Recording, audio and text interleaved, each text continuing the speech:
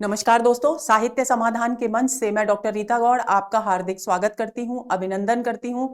दोस्तों, आज के सत्र में हम उपसर्ग पर बात करने वाले हैं और उपसर्ग के विषय में थोड़ा सा तथ्यात्मक जानकारी प्राप्त करेंगे और उसके बाद पिछली परीक्षाओं में, अलग अलग परीक्षाओं में पूछे गए प्रश्नों पर विश्लेषण सहित बातचीत करेंगे ताकि आपकी जो मूल उपसर्ग से संबंधित अवधारणाएं हैं वो पूरी तरह से स्पष्ट हो सके। तो चलिए शुरू करते हैं आज का सत्र।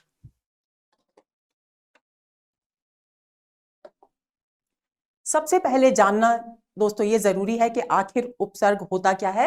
तो जो शब्दांश किसी शब्द के प्रारंभ में जुड़कर उसके अर्थ में अनेक परिवर्तन कर देते हैं, यहां अनेक शब्द का प्रयोग क्यों हुआ है? इसलिए क्योंकि अलग अलग उपसर्गों के जुड़ने से एक ही मूल शब्द में अर्थ में बहुत अधिक परिवर्तन आता है, इसलिए कहा गया है कि अनेक परिवर्तन कर देते हैं, उन्हें उपसर्ग कहते हैं। दोस्तों, यहां प्रसंगवश मैं एक बात की तरफ आपका ध्यान आकर्षित करना चाहूंगी कि जब भी हम किसी शब्द की बात करते हैं तो उस शब्द में तीन चीजों पर आपको ध्यान देना चाहिए। सबसे पहले मूल शब्द, जिसे संस्कृत में कहते हैं धातु, उसके बाद प्रत्यय और उपसर्ग। किसी भी शब्द के ये तीन बिंदु हैं, महत्वपूर्ण अंग हैं जिनके द्वारा किसी भी शब्द का निर्माण होता है। लेकिन साथ ही ये भी ध्यान रखिए कि हर शब्द में उपसर्ग नहीं होता, हर शब्द में प्रत्यय नहीं होता, लेकिन कुछ शब्दों में दो प्रत्यय भी होते हैं, दो उपसर्ग भी होते हैं, यहां तक कि तीन उपसर्ग भी देखे जाते हैं। इस तरह के शब्द हम अभी पढ़ेंगे। तो मूल धातु पर सबसे पहले ध्यान केंद्रित करना है। तो आपके परीक्षा में जब भी कभी कोई शब्द आए तो सबसे पहले उस शब्द को तोड़ने की कोशिश कीजिए। तोड़ने का मतलब यह है कि उपसर्ग को अलग कीजिए और प्रत्यय को अलग कीजिए अगर है तो, और उस मूल शब्द की सार्थकता की जांच कीजिए मन ही मन कि क्या यह शब्द सार्थक है। यदि सार्थक है इसका मतलब आपने सही विच्छेद किया है, और यदि सार्थक नहीं है इसका मतलब आपके विच्छेद में कहीं ना कहीं कोई गलती है। तो इस तरह की सावधानी आपको रखनी पड़ेगी। इस तरह का दृष्टिकोण जब तक आप विकसित नहीं करेंगे साहित्य में, हिंदी की व्याकरण पढ़ते समय और साहित्य में भी, तब तक आप न तो अर्थ शब्द को पकड़ पाएंगे, न उसके अर्थ तक पहुंच पाएंगे और न व्याकरण को ही समझ पाएंगे। तो इस बात को आप अच्छी तरह से ध्यान में रखेंगे। दूसरा बिंदु है कि उपसर्ग स्वयं में सार्थक नहीं होते, किंतु वे जिस शब्द के प्रारंभ में जुड़ जाते हैं उसमें एक अर्थगत विशेषता उत्पन्न कर देते हैं। जैसे उदाहरण के तौर पर संस्कृत की एक ह्री धातु है। ह्री धातु का अर्थ होता है, ह्री का अर्थ होता है हरण करना। क्योंकि री इसमें है स्वर और री का अर आदेश हो गया है एक व्याकरण के नियम के अनुसार, तो ये बात आप ध्यान में रखेंगे। तो हुरी धातु से हार शब्द बनता है और हिंदी के इस हार शब्द के प्रारंभ में यदि हम वी जोड़ देते हैं तो हो जाता है विहार, यानी एक शब्द बनता है विहार, जिसका अर्थ होता है आनंद प्राप्ति के लिए भ्रमण करना, घूमना। यदि इसमें हम सम उपसर्ग जोड़ देते हैं तो संहार बन जाता है, यानी नाश करना, विनाश लीला मचाना। तो शब्द बिल्कुल विपरीत हो गया। प्रहार उपसर्ग जोड़ते हैं तो हार के आगे, तो प्रहार शब्द बनता है और उसका अर्थ होता है, आप सभी जानते हैं, किसी को चोट पहुंचाना। आहार, आ उपसर्ग जोड़ते हैं हार के आगे तो आहार यानी भोजन बनता है। परिहार, हार के आगे परि उपसर्ग जोड़ते हैं तो परिहार बनता है और परिहार का अर्थ होता है त्यागना या निवारण करना। तो इस तरह से एक ही मूल शब्द के आगे अलग अलग उपसर्ग जोड़ने पर अलग अलग दिशाओं में अर्थ अभिव्यक्त होते हैं और अलग अलग शब्दों का निर्माण होता है। इस बात को आप ध्यान में रखिए और यही वो बिंदु है दोस्तों जिसके माध्यम से हम उपसर्ग के महत्व को समझ सकते हैं। हिंदी में संस्कृत, हिंदी और विदेशी भाषाओं के उपसर्गों का प्रयोग होता है। यानी हिंदी में हम जब हिंदी व्याकरण पढ़ते हैं और उपसर्ग पर बात करते हैं तो हमें यह ध्यान रखना चाहिए कि इसमें संस्कृत के उपसर्ग भी प्रयुक्त होते हैं, हिंदी के उपसर्ग भी प्रयुक्त होते हैं और विदेशी भाषाओं के उपसर्ग भी प्रयुक्त होते हैं, क्योंकि हिंदी में तत्सम शब्द भी हैं, हम पढ़ चुके हैं, तद्भव शब्द भी हैं, देशज शब्द भी हैं, अरबी फारसी के शब्द भी हैं, तो अंग्रेजी के शब्द भी हैं, अनेक विदेशी भाषाओं के शब्द भी इसमें शामिल हो गए। तो ऐसी स्थिति में विदेशी भाषाओं के उपसर्गों का प्रयोग भी हिंदी में होता है। आगे चलते हैं, संस्कृत तथा, अब यहां पर बात करते हैं दोस्तों हम संस्कृत और हिंदी के प्रमुख उपसर्गों की। तो पहले हम उपसर्ग लिखेंगे, उसके बाद उसका अर्थ और उसके बाद कुछ उदाहरण प्रस्तुत करेंगे जिससे कि आप अच्छी तरह से उन्हें कंठस्थ कर सकें। तो सबसे पहला उपसर्ग है अ। अ उपसर्ग जिस शब्द के आगे लगता है उसका अर्थ होता है नहीं या किसी भी चीज का अभाव होना, कमी होना। जैसे अथाह, यानी जिसकी थाह, जिसकी गहराई नहीं पाई जा सकती। अतः अटल, जिसे टाला नहीं जा सकता। अक्षम्य, जिसको क्षमा नहीं किया जा सकता। तो इन शब्दों में अ उपसर्ग का प्रयोग हुआ है। दूसरा उपसर्ग है आ। आ का अर्थ होता है तक, इधर या इधर से। जैसे आजन्म, यानी जन्म से, यहां आ का अर्थ हुआ जन्म से लेकर अब तक जब भी बात की जा रही है, आजन्म। आगमन, उनके आगमन तक हम उनकी प्रतीक्षा करेंगे, यानी उनके आने तक हो गया। आजीवन, यानी पूरे जीवन भर, जीवन तक, सारे जीवन तक अर्थ हो गया। तो तीनों शब्दों में आ उपसर्ग का प्रयोग हुआ है और इसका अर्थ आ रहा है तक, इधर या से। अगला उपसर्ग है अनु। अनु का अर्थ होता है पीछे या समान। जैसे अनुगामी, गामी, तो गमन करने वाली धातु यहां पर है गम धातु संस्कृत की। अनुगामी यानी पीछे पीछे चलना। अनुकूल, यानी किसी के भी बिल्कुल अनुकूल होना।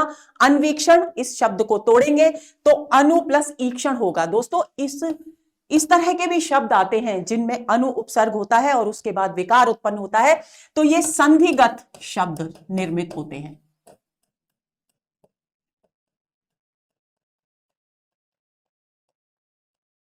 तो ये एक संधिगत शब्द है। तो इसके लिए ऐसे बहुत सारे शब्द आएंगे आपकी परीक्षा में, मैंने प्रश्न पत्र देखे हैं, उनमें बार बार इसी तरह के प्रश्न पूछे गए हैं। और ये जितने भी शब्द हैं दोस्तों, ये अधिकतर यण संधि के उदाहरण हैं। तो यण संधि का आप नियम सुन लीजिए। ई उ के बाद या कोई भिन्न स्वर आए तो उ के स्थान पर व हो जाता है, ई के स्थान पर य हो जाता है। ये आपको ध्यान में रखना है। तो जैसे देखिए यहां पर उ आया है, अनु, न में उ है और पीछे ई आया है, भिन्न स्वर हो गया, तो न के उ के स्थान पर क्या हो जाएगा, व, तो अन्वीक्षण शब्द बन जाएगा। तो इस तरह से आपको ध्यान रखना है। तो आपको संधियों के नियम भी उपसर्गों को के प्रश्न हल करते समय ध्यान में रखने पड़ेंगे। आगे चलते हैं। अब आता है अगला उपसर्ग अप। अप का अर्थ होता है बुरा या विपरीत। जैसे अपकार, अपयश, अपकीर्ति। कीर्ति शब्द का मतलब होता है यश। यश शब्द का मतलब भी होता है किसी की ख्याति, किसी की प्रसिद्धि। लेकिन जब अप जुड़ जाता है तो वो ख्याति बुरी हो जाती है। वो ख्याति कैसी हो जाती है, विपरीत, ख्याति की विपरीत हो जाती है। तो इस तरह से ये अप उपसर्ग प्रयुक्त हुआ है। अगला है अभि। अभि का अर्थ होता है सामने, पास या विशेष। अभिवादन, अभि उपसर्ग है। अभ्यागत, देखिए फिर एक यण संधि का उदाहरण आ गया है। अभि प्लस आगत, इसका हम ऐसे विच्छेद करेंगे तो यहां पर ई है और यहां अ है, भिन्न स्वर आ गया ई के बाद, तो ई का क्या बनेगा, य बनेगा, और आ यहां है ही आगत में, तो ऐसी स्थिति में क्या बन जाएगा, भ्यागत। तो आप इस तरह ध्यान रखेंगे। अभिधा, अभि और धा, तो इस तरह से ये अभि उपसर्ग से बने हुए शब्द हैं। अब आता है अगला उपसर्ग अधि। अधि का अर्थ होता है ऊपर या अधिक। ये सारे यण संधि के शब्द हैं दोस्तों। अध्यादेश, अधि आदेश, दो उपसर्ग हैं यहां पर, और ई के बाद भिन्न स्वर आ रहा है तो या हो जाएगा। यहां भी अधिनियम, अधि प्लस नियम, ये यण संधि का नहीं है। अध्यापक, अधि, ये फिर यण संधि आ गई। अधि आ, भिन्न स्वर आ रहा है तो या हो जाएगा, और पक। इसी तरह से अगला उपसर्ग है अव। नीचा या बुरा इसका अर्थ होता है। जैसे अवनति, उन्नति का विलोम शब्द होता है अवनति।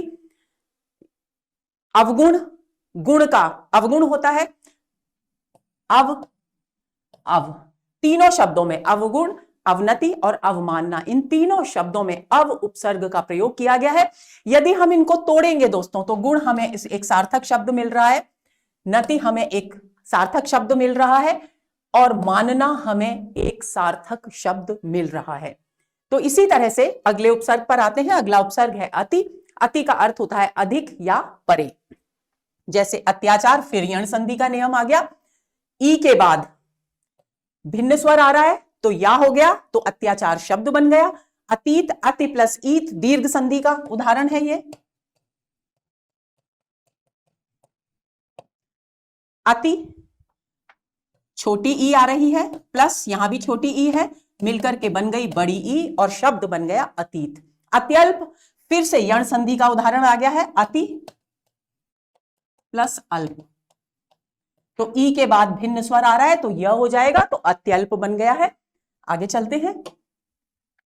अन उपसर्ग अगला, अभाव और रहित, इन अर्थों में इसका प्रयोग होता है। जैसे अनिच्छा यानी इच्छा का अभाव होना या इच्छा से रहित होना। अन अंग, इस शब्द को थोड़ा सा समझ लेंगे।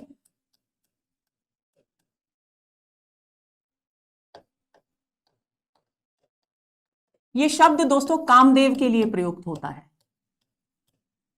अब क्यों कामदेव को अनंग कहा जाता है, एक छोटा सा प्रसंग है, मैं आपको बताए बिना मानूंगी नहीं। तो देखिए, ऐसा था कि शिवजी तपस्या में लीन थे और देवताओं को चिंता थी कि उनका विवाह पार्वती जी से होना है। तो ऐसी स्थिति में उनकी हिम्मत नहीं पड़ रही थी। तब उन्होंने कामदेव से कहा कि आप जाकर उनमें प्रेम की भावनाएं उत्पन्न कीजिए। हालांकि कामदेव जानते थे कि यदि शिवजी के साथ उन्होंने इस तरह का कोई प्रयत्न किया जबकि वे समाधिस्थ हैं, तपस्यारत हैं, तो निश्चित रूप से उन्हें उनके कोप का भागीदार बनना पड़ेगा। लेकिन सृष्टि के निर्माण के लिए, सृष्टि को आगे बढ़ाने के लिए उनका विवाह भी बहुत आवश्यक था। ऐसी स्थिति में कामदेव ने रिस्क लिया और शिवजी की तपस्या भंग करने के लिए पहुंच गए। उनमें काम की भावनाएं उत्पन्न करने लगे। शिवजी क्रोधित हो गए, उनका तीसरा नेत्र खुला और तीसरे नेत्र से जो ज्वाला निकली तेज की, उससे कामदेव भस्म हो गए। तब कामदेव की जो पत्नी थी रति, वो विलाप करती हुई शिवजी के पास आई और उन्होंने बहुत अनुनय विनय की अपने पति की रक्षा के लिए। लेकिन शिवजी ने कहा कि अब ये बिना शरीर के ही रहेंगे, यानी अंग से रहित रहेंगे। इसीलिए कामदेव को अनंग कहा जाता है। ये बात आप ध्यान में रखेंगे तो अनंग शब्द का अर्थ दोस्तों कभी भूलेंगे नहीं। तो चलिए अगले शब्द पर आते हैं, अनासक्त। तो यहां भी अन उपसर्ग है। अब अगला उपसर्ग है अधः। अधः का अर्थ होता है नीचे। अधः पतन, अधोगति। विसर्ग संधि के एक नियम के आधार पर अ के बाद जब कोई भी व्यंजन आता है तो उसे तीसरा, चौथा, पांचवा, तो उसको अ को क्या हो जाता है, ओ आदेश हो जाता है। तो इसलिए अधोगति शब्द बन गया। अधोमुख, अधः प्लस मुख से अधोमुख बन गया। अगला उपसर्ग अंतः, भीतर।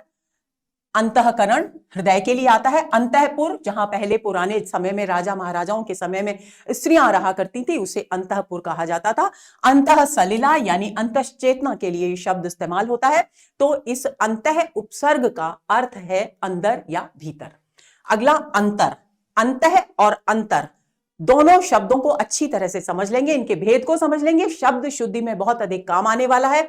अंतर शब्द का अर्थ है बीच का, यानी जैसे अंतरदेशी है तो दो देशों के बीच, अंतरराज्यीय है तो दो राज्यों के बीच, अंतर संबंध तो दो व्यक्तियों के बीच संबंध। तो इस तरह से शब्द बनते हैं अंतरदेशीय, अंतर्बाह्य और अंतर ज्ञान, यानी बीच में प्राप्त ज्ञान, दो देशों के बीच और अंदर भी और बाहर भी, यानी अंदर और बाहर के बीच। तो इस तरह से इन शब्दों के अंतर को आपके लिए समझना बहुत जरूरी है। आगे चलते हैं। अब उपसर्ग आता है, सबसे विवादास्पद उपसर्ग जो है हिंदी व्याकरण में, वो है उद और उत। दोस्तों इस पर बहुत विवाद है और इसके विषय में कुछ भी निर्णयात्मक नहीं है। इसके मानकीकरण की बहुत अधिक जरूरत है, क्योंकि कामता प्रसाद गुरु ने उद और उत दोनों को स्वीकार किया है। पाणिनि ने उत उपसर्ग की भी चर्चा की है और उद की भी चर्चा की है, दोनों की चर्चा की है अष्टाध्यायी में। और ऐसी स्थिति में कुछ लोग उद मानते हैं, कुछ लोग उत मानते हैं, लेकिन यदि हम इनमें से एक ही उपसर्ग को मानेंगे तो बहुत सारे ऐसे शब्द, जैसे मान लीजिए हमने उद को माना, तो उद से बहुत सारे जो संधि के फलस्वरूप जो शब्द बनते हैं वो उत वाले शब्द व्यर्थ हो जाएंगे, यानी संधि रूप उनके स्वीकृत नहीं हो पाएंगे। जैसे मान लीजिए हमने उद उपसर्ग को मान लिया और उत को अस्वीकार किया, तो उत्पीड़न शब्द जो है इसको हम तोड़ेंगे तो उत प्लस पीड़न हो गया। अब संधि में क्या जरूरी है? संधि में जरूरी होता है विकार, यानी बदलाव आना चाहिए, लेकिन हमें उत और पीड़न दोनों शब्द ऐसे कैसे दिखाई दे रहे हैं, यानी ये संधि नहीं रहेगी, क्या हो जाएगी?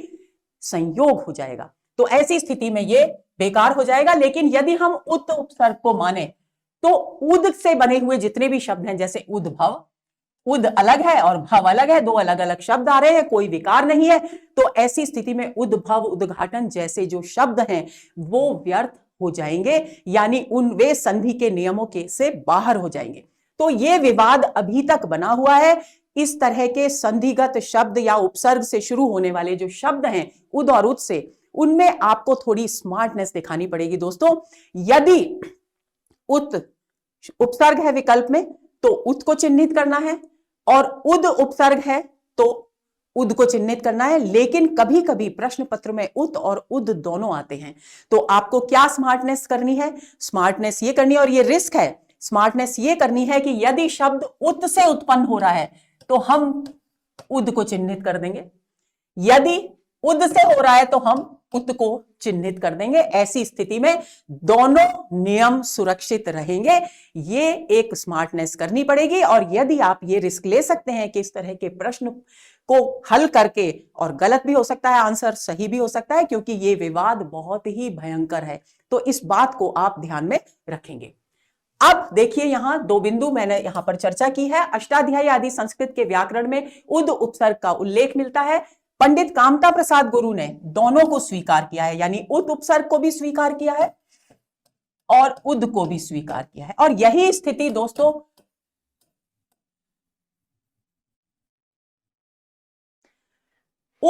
अब अगला जो उपसर्ग है वो उप उपसर्ग है। उप का पास अर्थ होता है पास या सहायक, जैसे उपकुल सचिव, उपनाम और उपवन। तो इस तरह से ये उप से बने हुए हैं, यानी सहायक कुल सचिव, उपनाम यानी सहायक नाम, छोटा नाम, और उपवन यानी वन के पास का क्षेत्र। तो ऐसी स्थिति में ये तीन शब्द, इस तरह से बहुत सारे शब्द हमें उप उपसर्ग से बने हुए मिलते हैं। अगला आता है दुस, दुष और दुष। तो इसका अर्थ होता है कठिन, बुरा और विपरीत। यहां भी थोड़ा सा आपको ध्यान देना पड़ेगा। दुस्साध्य, दुस्वप्न, दुस और दुशासन। अब आपको क्या ध्यान देना है दोस्तों? मूलतः तो ये दुस है, लेकिन दुस उपसर्ग के च और श से पूर्व आने पर, यानी दुस उपसर्ग के बाद यदि च या श आ रहा है तो क्या हो जाएगा? इस स के स्थान पर श हो जाएगा। जैसे उदाहरण दिए गए हैं, दुष्चरित्र, दुशासन। ठीक है, च और श आने पर स जो है वो श में बदल जाएगा। इस बात को आपको ध्यान में रखना है। एक और नियम की तरफ आपका ध्यान आकर्षित करना चाहूंगी। दुस उपसर्ग के बाद क प फ आए तो क प फ का क्या हो जाता है? श हो जाता है। जैसे दुष्कर, क आ रहा है, दुस प्लस कर क आ रहा है, तो ये क्या हो जाएगा? ये श में परिवर्तित हो जाएगा। दुष्प्रयोग प आ रहा है, दुष्फल फ आ रहा है। तो इस तरह से आपको इस बात को ध्यान में रखना है। इस नियम को ध्यान में रखेंगे तो उपसर्ग संभवतः आपके गलत होंगे ही नहीं। अगला है दुर। दुर का अर्थ होता है कठिन, बुरा या विपरीत। जैसे दुर्लभ यानी कठिनाई से प्राप्त किए जाने योग्य, बुरे दिन, बुरा समय, बुरा योग, दुर्योग। तो ये इस तरह से बहुत सारे शब्द बनते हैं। अगला उपसर्ग है नी, जिसका अर्थ होता है बड़ा, विशेष या निषेधात्मक अर्थ में भी प्रयुक्त होता है। जैसे निबंध यानी बंधा हुआ, बड़े किसी विचार को, बहुत सारे विचारों को जब बांधकर प्रस्तुत किया जाता है निश्चित धारणा के साथ तो वो निबंध बनता है। निगूढ़ बहुत अधिक गहरा, और नियम यानी बहुत सारे नियम। तो इस प्रकार से नी उपसर्ग से बहुत सारे शब्दों का निर्माण होता है जिनके अर्थ होते हैं बड़ा, विशेष या निषेधात्मक। आगे चलें। अगला उपसर्ग है निर। निर का अर्थ होता है बड़ा, विशेष या निषेधात्मक। जैसे निर्विरोध, निरंजन, निरादर। तो निर्विरोध, ये निर उपसर्ग में निर प्लस विरोध हो गया, निर प्लस अंजन हो गया, निर प्लस आदर हो गया। इस तरह से बहुत सारे शब्दों का यहां निर्माण हो गया, यानी जहां पर आदर नहीं हो रहा निरादर, जहां पर कालिमा नहीं है, कलमश नहीं है दोस्तों, वहां निरंजन शब्द का इस्तेमाल होता है। ईश्वर को, ब्रह्म को निर्गुण, निराकार और निरंजन क्यों कहा जाता है? यहां पर अंजन का अर्थ काजल जो हम आजकल प्रयुक्त करते हैं वो तो अर्थ संकोच है दोस्तों। यहां अंजन का जो मूल अर्थ है वो है कालिमा, कलमश। जिसमें कलमश नहीं है, यानी जिसमें कोई दोष नहीं है, जिसमें कोई कालिमा नहीं है, जिसमें कोई बुराई नहीं है, वो निरंजन। इसलिए ब्रह्म के लिए निरंजन शब्द इस्तेमाल किया जाता है। तो इस बात को भी आप ध्यान में रखेंगे। अगला उपसर्ग है निस, निश या निश। इसका अर्थ होता है बड़ा या विशेष, और यहां भी वही दुस वाले नियम चलेंगे। तो निस, निश और निश से बनने वाले शब्द हैं निस्तेज, निस्सार और निश्चल। निस उपसर्ग के बाद यदि त या स आए तो स निरंतर वैसा ही बना रहता है, यानी पूर्ववत रहता है। जैसे निस प्लस तेज, तो यहां कोई परिवर्तन नहीं आया। इसी तरह से निस प्लस सार, तो स आ गया, तो यहां कोई परिवर्तन नहीं आया, स वैसा का वैसा रहा। लेकिन यदि इसकी जगह, इन दो वर्ण व्यंजनों की जगह कुछ और आए तो परिवर्तन होता है। जैसे इन शब्दों पर भी ध्यान दे लीजिए, निस्तार और निस्सार। आगे चलते हैं। निस उपसर्ग के बाद च, छ, श आए तो स का श हो जाता है, जैसे दुस में हो रहा था, वही आपको ध्यान रखना है। जैसे निस प्लस चल, च आ गया तो निश्चल हो गया, छल छ आ गया तो निश्चल हो गया, और निशंक आ गया तो निशंक हो गया, शंक आ गया तो निशंक शब्द बन गया। तो यानी निस उपसर्ग के बाद यदि च, छ और श आएंगे तो क्या हो जाएगा? इस स का श हो जाएगा। इस बात को आपको ध्यान में रखना है। निस उपसर्ग के बाद क, प, फ आए तो स का श हो जाता है। ये बात आपको ध्यान में रखनी है। जैसे दुष के साथ था तो निष्काम, निष्पाप और निष्फल जैसे शब्दों का यहां निर्माण होगा। तो जब इस तरह के शब्दों में उपसर्ग पूछे जाएं तो आपको उपसर्ग निस ही रखना है। आगे चलें। अब आता है अगला उपसर्ग प्र। विशिष्ट आगे या अधिक, प्रबंध जैसे शब्द बन गया, बंध शब्द मूल शब्द है, उसके आगे प्र जुड़ गया यानी विशेष रूप से बंधा हुआ। प्राचार्य यानी विशिष्ट आचार्य। प्रणीत यानी किसी के द्वारा निर्मित, रचित। नीत यानी लाना। इसका मूल अर्थ होता है, संस्कृत की नीत धातु का नए धातु से बनता है नीत शब्द, और इसका अर्थ होता है सामने लाना। प्र यानी विशेष रूप से सामने लाना। और संधि का एक नियम है दोस्तों, इसको ध्यान में रख लेंगे। ई, री, र और श के बाद न आए तो न का ण हो जाता है, और इस प्रकार यहां प्र को अगर हम तोड़ेंगे तो प प्लस र आ रहा है। तो ऐसी स्थिति में र के बाद न आ रहा है तो न का क्या हो जाएगा? ण हो जाएगा, और शब्द बन जाएगा प्रणीत। तो ये बात भी आप ध्यान में रखेंगे। इसके बाद अगला उपसर्ग है परि, यानी चारों ओर और पास। तो जैसे शब्द बन गया परिवहन, वहन के आगे लग गया परि, परिपूर्ण, पूर्ण के आगे लग गया परि, पर्यावरण, ये फिर एक यण संधि का शब्द आ गया है, परि प्लस आवरण।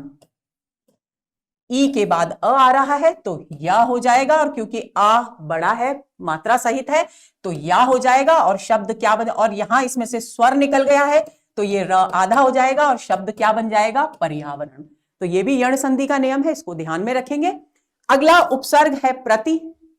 प्रति का अर्थ होता है प्रत्येक ओर या विपरीत, या किसी भी दिशा में जाना या विपरीत दिशा में जाना, दोनों अर्थ इसके होते हैं, या किसी ओर जाना। तो प्रतिकूल, प्रत्येक, प्रतिक्षण, ये इस प्रकार के शब्द हैं। प्रत्येक शब्द फिर से यण संधि वाला आ गया है, प्रति प्लस एक, भिन्न स्वर आ रहा है ई के बाद, तो य आदेश हो गया, उसके स्थान पर य हो गया है ई को, तो ये ध्यान में रखेंगे। प्रतिक्षण साधा साधा शब्द है, सीधा सीधा। आगे चलते हैं। अगला उपसर्ग है वि। विशेष, भिन्न, अभाव, इसके अर्थ होते हैं। जैसे विदेश, विनाश, विजय। तो ये शब्द देश के आगे वी लगा है, नाश के आगे वी लगा है, और जय के आगे वी लगा है। तो इस प्रकार वी उपसर्ग से इन शब्दों का निर्माण हो रहा है, और इनके अर्थ में परिवर्तन भी आ रहा है। अगला उपसर्ग है सम। इसका अर्थ होता है शुद्ध, पूर्ण या साथ। जैसे संतोष, समर्पण, सम्मान, इन शब्दों में सम उपसर्ग है और इसके बाद इनके अर्थ में परिवर्तन हो रहा है। तोष शब्द यानी तुष्टि, मूल शब्द क्या है? तोष यानी तुष्टि। तुष्टि में सम जुड़ गया यानी पूर्ण तुष्टि, पूर्ण संतुष्टि, वो अर्थ आ गया, यानी अर्थ को एक नई दिशा मिल गई। सम अर्पण यानी किसी भाव से, विशेष भाव से हम अर्पित करते हैं तो समर्पण। सम्मान विशेष रूप से दिया गया मान, शुद्ध रूप से हृदय से दिया गया मान। तो इस प्रकार नए शब्द का निर्माण होता है। अब आता है सु। सु का अर्थ है अच्छा या सरल। सभी जानते हैं, इस उपसर्ग से कौन परिचित नहीं है? शब्द जैसे बन रहा है सुकीर्ति, सुनिश्चित, सुमार्ग। इसी प्रकार सु का विपरीत एक उपसर्ग है कु। कु का अर्थ होता है बुरा, जैसे कुपुत्र, कुमार्ग, कुमति। कुमति मतलब बुरी बुद्धि। पर उपसर्ग दूसरा यानी पर उपकार, गुण संधि का उदाहरण हो गया है ये। पर अधीन, पर जय, पराजय, पराकाष्ठा। इस प्रकार इन शब्दों से, पर शब्द से बने हैं परोपकार और पराधीन, और परा जो उपसर्ग है जिसका अर्थ होता है दूर या उल्टा, उससे बने हैं पराजय और पराकाष्ठा शब्द। फिर अगला उपसर्ग है पुनर्, जिसका अर्थ होता है फिर, जैसे पुनर्जन्म, फिर से जन्म लेना। पुनरागमन, फिर से आ जाना। पुनर् और आगमन। पुनरुक्ति, फिर से कहना। पुनर् और उक्ति, इस प्रकार के शब्दों से मिलकर के ये उक्ति मूल शब्द है, ये जन्म है, ये आगमन है, और इनके पूर्व में पुनर् उपसर्ग जुड़ने से एक नए शब्द का निर्माण हुआ। अब अगला उपसर्ग है पुरः यानी सामने, आगे। जैसे पुरस्कार, तो पुरः कार यानी सामने किसी को बुलाकर प्रदान करना, सम्मान सहित प्रदान करना, पुरस्कार। पुरस्सर सामने। पुरोधा, इस शब्द को आप देख लेंगे। अभी मैंने एक नियम बताया था विसर्ग संधि का कि यदि अ के बाद तीसरा, चौथा, पांचवा वर्ण किसी भी वर्ग का आए, या य, र, ल, व, ह आए, तो क्या हो जाता है? अ को ओ आदेश हो जाता है, तो शब्द बन गया पुरोधा। तो ये एक नियम है, क्योंकि जब हम पुरः शब्द को तोड़ेंगे तो इस र में से क्या निकलेगा? अ, विसर्ग सहित अ निकलेगा, और इस अ को आदेश हो जाएगा ओ। तो इस बात को आप ध्यान में रखेंगे। आगे चलें। स उपसर्ग, साथ, इसका अर्थ होता है, ये भी आप सभी जानते हैं, बहुत सरल है। जैसे सगुण, गुण के साथ। सशक्त, शक्ति के साथ। स्तोत्साह, उत्साह के साथ। यहां भी स प्लस उत्साह, तो अ और उ मिलकर ओ बन गए, तो सोत्साह बन गया। सत्कर्म, सत्संग और सदगति शब्द सत उपसर्ग से जुड़ने से बने हैं, ये आपको ध्यान में रखना है। और सत उपसर्ग का अर्थ होता है अच्छा। जिस तरह से सूक्ष्म उपसर्ग जब हम प्रयुक्त करते हैं तो उसका अर्थ भी अच्छा होता है, उसी तरह से सत उपसर्ग का अर्थ भी अच्छा होता है। और इससे बनने वाले शब्द, जैसा कि मैंने अभी आपको बताया, सत्कर्म यानी अच्छे कर्म, सत्संग यानी अच्छा साथ, सदगति यानी अच्छी गति। अब मैंने आपको शुरुआत में ही बताया था दोस्तों कि बहुत सारे अरबी, फारसी और विदेशी भाषाओं के उपसर्ग भी हिंदी में प्रयुक्त होते हैं, क्योंकि हिंदी में इस तरह के शब्दों की भी भरमार है। तो वो कौन से उपसर्ग हैं जो अरबी, फारसी से आए हैं और उनके अर्थ क्या है? कुछ प्रमुख उपसर्गों पर हम यहां चर्चा करेंगे, ताकि परीक्षा में यदि अरबी, फारसी के उपसर्गों पर प्रश्न पूछा जाए तो आपके पास जवाब बिल्कुल तैयार रहना चाहिए। तो पहला है अल। अल का अर्थ होता है निश्चित, और इससे बनने वाले शब्द हैं अलविदा, यानी निश्चित रूप से हमेशा के लिए विदा कह देना। अलमस्त यानी पूरी तरह से निश्चित रूप से मस्ती में डूबना। दूसरा है कम, जिसका अर्थ होता है हीन या दुर्बल या कमजोर। तो जैसे कम उम्र, कम उम्र वाला, कम अक्ल, कम बुद्धि वाला। इस तरह से कम उम्र और कम अक्ल शब्दों का निर्माण होता है। और कमजोर भी इसी तरह के उपसर्ग से बना हुआ शब्द है। जोर शब्द के आगे कम उपसर्ग लग गया है, तो जोर का अर्थ होता है ताकत, लेकिन कम लगने से वो हो गया कमजोर, यानी जिसमें ताकत कम है। अगला उपसर्ग है खुश, जिसका अर्थ होता है अच्छा। शब्द बने खुश नसीब, खुश मिजाज और खुशहाल। तो जिसका हाल खुश हो, अच्छा हो, जिसके नसीब, जिसका भाग्य अच्छा हो, जिसके मिजाज अच्छे हो यानी मूड अच्छा हो, ऐसे खुश मिजाज लोग कहलाते हैं। तो इस प्रकार खुश उपसर्ग के लगने से इस तरह के बहुत सारे शब्दों का, खुश फहमी भी एक शब्द है, निर्माण होता है। आगे चलते हैं। अगला है बद। बद का अर्थ होता है बुरा, जैसे बदकिस्मत, बदतमीज, बदसूरत। इस प्रकार किस्मत, तमीज और सूरत शब्दों के आगे बद उपसर्ग लगने से बात, अर्थ बिल्कुल भिन्न हो गया है। यानी बदकिस्मत जिसकी किस्मत बुरी है, बदतमीज यानी जिसमें तमीज ही नहीं है, जो तमीज खराब है यानी आचरण खराब है, बदसूरत यानी जिसकी शक्ल भी खराब है। अब अगला आता है बा। बा का अर्थ होता है अनुसार या साथ, जैसे बाकायदा, बाइज्जत, बाअदब। तो बाकायदा यानी कायदे के साथ, इज्जत के साथ और अदब के साथ यानी सम्मान के साथ। अगला उपसर्ग है बे। बे का अर्थ होता है अभाव या रहित। इसका अर्थ इससे बनने वाले शब्द हैं बेवजह यानी बिना कारण के, बेअक्ल बिना अक्ल के, बेबुनियाद यानी जिसका कोई आधार ही नहीं है, बुनियाद ही नहीं है।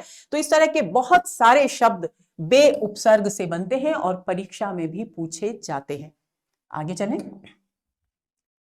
इस पर बहुत ज्यादा प्रश्न परीक्षाओं में पूछे जाते हैं दोस्तों। ला उपसर्ग जो है अरबी फारसी का और उसका अर्थ है बिना, जैसे ला इलाज, लापता, लाजवाब यानी जिसका इलाज संभव नहीं हो, जो इलाज के बिना हो, जिसका जो पते के बिना हो, जो जवाब के बिना हो यानी निरुत्तर हो। ऐसे शब्दों का निर्माण ला उपसर्ग के जुड़ने से होता है। ना का अर्थ होता है बिना, जैसे ना लायक, ना पसंद यानी पसंद के बिना, जो लायक नहीं है, लायकी के बिना। तो इस तरह से ये शब्द बनते हैं। और एक नामुमकिन यानी असंभव, यानी जो मुमकिन ना हो, मुमकिन होने के बिना। अगला है हम, जिसका अर्थ होता है समान, जैसे हम सफर, जिंदगी के सफर में साथ देने वाला, समान रूप से भागीदार। हम वतन, एक ही देश के, समान देश के वासी। हम दर्द, एक दूसरे की पीड़ा के भागीदार। तो इस तरह से ये उपसर्ग अरबी फारसी से लिए गए हैं।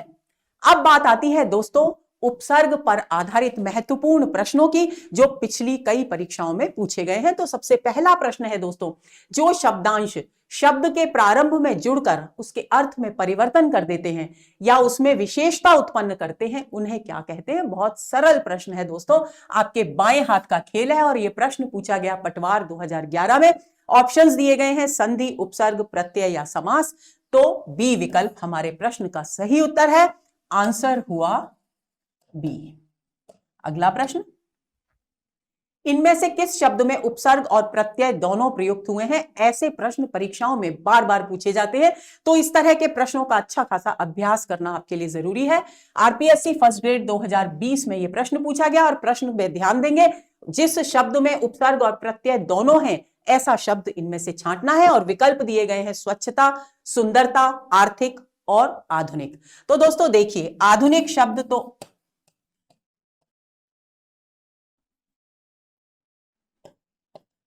संस्कृत का जो अधुना शब्द है उसमें इक प्रत्यय लगने से बना है, अर्थ में इक प्रत्यय लगने से बना है आर्थिक, और सुंदर शब्द में ता प्रत्यय लगने से बना है ये शब्द।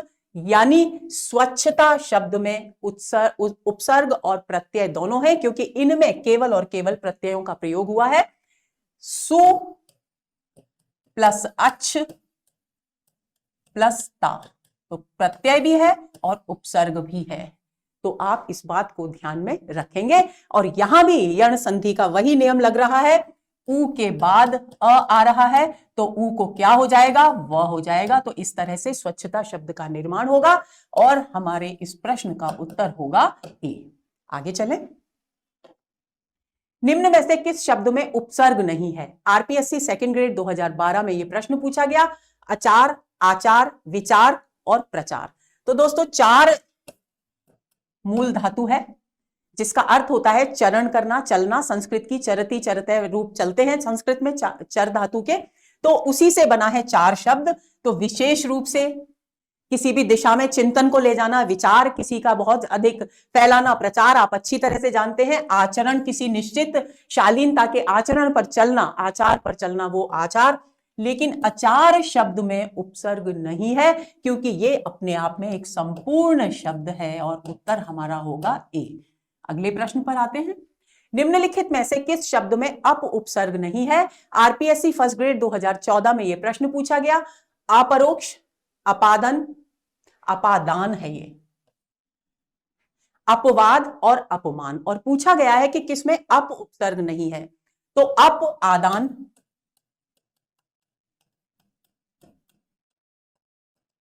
अपवाद, अपमान, तीनों में अप उपसर्ग है, लेकिन अपरोक्ष में अ प्लस परोक्ष, यानी अ उपसर्ग है, अप उपसर्ग नहीं है। तो हमारे प्रश्न का उत्तर है ए, आंसर हुआ ए। अगला प्रश्न, निम्नलिखित में से कौन सा शब्द परा उपसर्ग से नहीं बना है? आरपीएससी फर्स्ट ग्रेड 2020 एलडीसी 2011 में यह प्रश्न पूछा गया। विकल्प दिए गए हैं परामर्श, पराधीन, पराभव और पराजय। तो आपको क्या ध्यान रखना है, परा उपसर्ग किसमें नहीं है? तो परामर्श में परा उपसर्ग है, पराधीन में परा उपसर्ग नहीं है, पर प्लस अधीन शब्द होता है। तो ये हमारे प्रश्न का सही उत्तर है।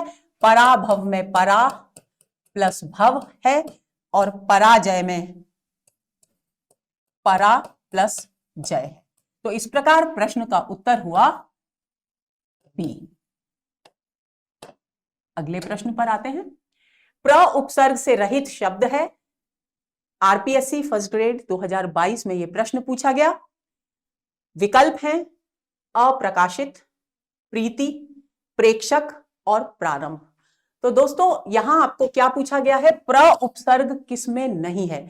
तो आपको ध्यान देना है। देखिए, भले ही इसमें प्रारंभ में अ उपसर्ग है, लेकिन इस शब्द को बहुत अच्छी तरह से हम तोड़ेंगे तो दोस्तों ये इस प्रकार टूटेगा, अ प्लस प्र प्लस काश प्लस इत। संस्कृत में एक धातु होती है काश, जिसका अर्थ होता है चमकीला। और भी बहुत सारे अर्थ होते हैं, लेकिन अभी आप इसको सिर्फ इतना ही समझ लीजिए, क्योंकि यहां पर वैसे प्रकाश जो शब्द होता है दोस्तों,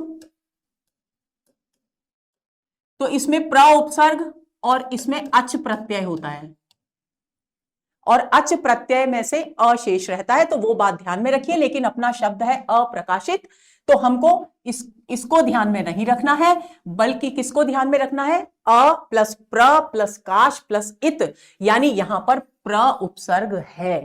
तो इस शब्द को ध्यान में रखेंगे। इसमें दो उपसर्ग प्रयुक्त हुए हैं और एक प्रत्यय प्रयुक्त हुआ है। तो ऐसी स्थिति में यह विकल्प तो सही है, क्योंकि प्र उपसर्ग से युक्त शब्द है। प्रीति, इसमें प्र उपसर्ग नहीं है। प्रेक्षक, प्र प्लस ईक्षक, प्र प्लस आरंभ। तो यहां प्र उपसर्ग है, यहां प्र उपसर्ग है, यहां प्र उपसर्ग है, लेकिन इसमें प्र उपसर्ग नहीं है। तो इस प्रश्न का उत्तर होगा बी। अगला प्रश्न, किस शब्द में दो से अधिक उपसर्ग हैं? पीएसआई 2018 में यह प्रश्न पूछा गया। अव्यवस्था, निरनुनासिकता, अपादान या निसंकोच। तो दोस्तों देखिए, इसमें तो निस है, अभी हमने पढ़ा था, निस प्लस संकोच, अप प्लस आदान, निर प्लस अनुनासिकता।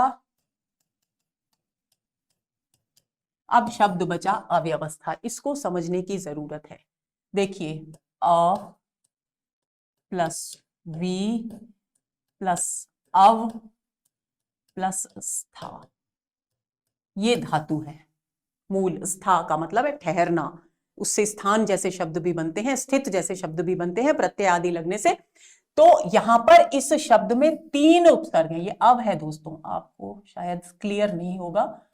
अ व, तो अ उपसर्ग लगा, वी उपसर्ग लगा और अव उपसर्ग लगा। यहां भी यण संधि का नियम बनेगा दोस्तों, क्योंकि वी यानी ई के बाद क्या आ रहा है, भिन्न स्वर यानी अ आ रहा है, तो ई का हो गया य। तो इस प्रकार व्यवस्था शब्द बन गया, और उसके पहले अ उपसर्ग एक और है, तो अव्यवस्था शब्द बन गया। इस बात को ध्यान में रखेंगे। यानी किसमें दो से अधिक उपसर्ग हैं? तो ए विकल्प हमारे प्रश्न का सही उत्तर है। बाकी सब में एक उपसर्ग है, लेकिन उसमें तीन उपसर्ग हैं। आंसर हमारा हुआ ए। अगला, इनमें से किस विकल्प के सभी शब्दों में एक से अधिक उपसर्गों का प्रयोग हुआ है? पीएसआई 2021 में यह प्रश्न पूछा गया, असुरक्षित, अत्यंत, अत्याचार, अध्यात्म, निकृष्ट, अभ्यर्थी, प्रत्याघात और अप्रत्यक्ष। तो दोस्तों देखिए, असुरक्षित एक उपसर्ग, अति प्लस अंत एक उपसर्ग, अति आचार एक उपसर्ग, अधिआत्म एक उपसर्ग, सब में यण संधि है, इनमें ध्यान रखेंगे आप, अत्यंत, अत्याचार और अध्यात्म तीनों में। निकृष्ट एक उपसर्ग, अभ्यर्थी फिर यण संधि है, अभी एक उपसर्ग। लेकिन डी विकल्प में जो दोनों शब्द हैं इनमें एक से अधिक उपसर्ग हैं। कैसे? प्रति प्लस आ प्लस घात। मूल शब्द क्या है? घात, यानी किसी को चोट पहुंचाना, उसके आगे दो उपसर्ग लगे हैं और यहां फिर यण संधि का उदाहरण आ गया और ये या बन गया तो प्रत्याघात शब्द बन गया। इसी तरह से अप्रत्यक्ष, अ प्लस प्र प्लस अक्षी। अक्षी का अर्थ होता है आंख, जो हमारी आंखों के सामने है। प्रत्यक्ष जो हमारी आंखों के सामने है और जो हमारी आंखों के सामने नहीं है, क्योंकि अ जो उपसर्ग है वो अभाव का बोधक है, निषेध का बोधक है, तो ऐसी स्थिति में हो गया जो हमारी आंखों के सामने नहीं है। प्र उपसर्ग का अर्थ होता है सामने, ये बात आपको ध्यान में रखनी है। तो यहां अप्रत्यक्ष, दोस्तों यहां प्रति है, मैंने गलत लिख दिया, यहां प्रति है, तो प्रति का अर्थ भी होता है सामने, किसी की ओर, किसी दिशा में। तो इस यहां पर ई और अ मिलकर के य बन गया, तो अप्रत्यक्ष शब्द बन गया। और संस्कृत के एक व्याकरण के एक नियम के अनुसार जब इस प्रकार के शब्द का निर्माण होता है तो ये जो ई है ये हट जाता है और शब्द अकारांत हो जाता है। तो इस बात को ध्यान में रखेंगे। तो डी विकल्प हमारे प्रश्न का सही उत्तर है। अगला प्रश्न, किस शब्द में तीन उपसर्गों का प्रयोग हुआ है? देखिए, बार बार इस तरह के प्रश्न पूछे जा रहे हैं तो बहुत अधिक अभ्यास करने की जरूरत है। आरपीएससी फर्स्ट ग्रेड 2019 में यह प्रश्न पूछा गया, सुव्यवस्थित, स्वागत, निराकरण और सम्मेलन। तो दोस्तों सम्मेलन में सम उपसर्ग है, निराकरण में निर उपसर्ग है, स्वागत में सु उपसर्ग है, सुव्यवस्थित जैसे अव्यवस्थित था उसी तरह से सुव्यवस्थित है, तो सु वि और स्थित, ये शब्द बन गया। और इस प्रकार से क्या शब्द बन गया? सुव्यवस्थित उपसर्ग शब्द बन गया। अव उपसर्ग और है, तो सु वि अव और स्थित, तो सुव्यवस्थित शब्द बन गया। तो आगे चलते हैं, हमारे इस प्रश्न का सही उत्तर होगा ए। अगला प्रश्न, स्वाभिमान शब्द में उपसर्ग है। आरपीएससी थर्ड ग्रेड 2013 में यह प्रश्न पूछा गया, स्व, स्वा, सु और स। तो स्वागत में दोस्तों जिस तरीके से कौन सा उपसर्ग होता है? सु उपसर्ग होता है। उस बात को यहां बिल्कुल ध्यान में नहीं रखना है, क्योंकि स्वाभिमान शब्द को तोड़ते हैं तो स्व प्लस अभिमान शब्द आता है।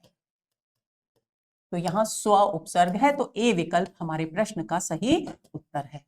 अगला प्रश्न, स उपसर्ग से निर्मित शब्द नहीं है।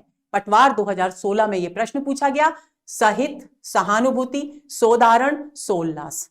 तो स उल्लास से बन गया, अ और उ मिलकर ओ आदेश हो गया। यह एक नियम है संधि का जिस पर हम बाद में चर्चा करेंगे। स प्लस उदाहरण, सह प्लस अनुभूति और स प्लस हित, यानी बी विकल्प हमारे प्रश्न का सही उत्तर है, क्योंकि इसमें स उपसर्ग नहीं है, सह उपसर्ग है। तो आंसर हुआ बी। अगला प्रश्न, किस शब्द में अन उपसर्ग का प्रयोग नहीं हुआ है? पीएसआई 2011 में यह प्रश्न पूछा गया, अनिच्छा, अनुचित, अनुपम, अनुगमन। अन उपसर्ग का प्रयोग जिसमें नहीं हुआ वो शब्द हमको यहां पर ढूंढना है। तो अन इच्छा अन उपसर्ग है, अन उचित अ उपसर्ग है,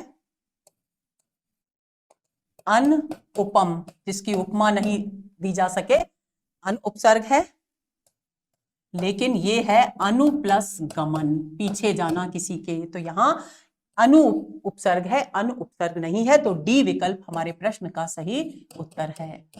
आगे चलते हैं।